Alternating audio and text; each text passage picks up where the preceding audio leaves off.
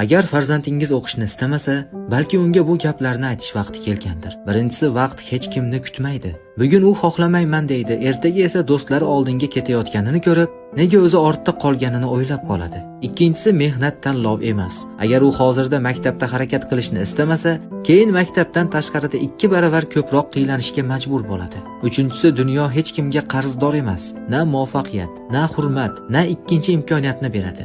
Agar inson o'zi haqiqiy bilim va ko'nikmalar orttirmasa. To'rtinchisi, bilim bu katta kuch. Fikrlay olish, gapira olish va muammolarni hal qila bilish. Aynan shu sifatlar eshiklarni ochadi va bolani umr bo'yi boshqalarga qaram bo'lib qolishidan saqlaydi. Beshinchisi, tayyorlanmagan inson hayotda juda qiynaladi. Tayyor bo'lmaganlar ko'pincha kam maoshli, oson almashtiriladigan lavozimlarda qolib ketishadi. Hech bir ota-ona farzandi uchun bunday kelajakni xohlamaydi. O'qish yagona yo'l bo'lmasligi mumkin, lekin harakatsizlik mutlaqo variant emas. Siz bunga qo'shilasizmi? Fikringizni izohlarda yozib qoldiring. Agar kanalimizni kuzatib bormasangiz, bizni yana ko'rish ehtimolingiz juda kam. Lekin obuna bo'lgan bo'lsangiz tabriklaymiz. Bu yog'iga har kuni yangi bilimlarga ega bo'lasiz.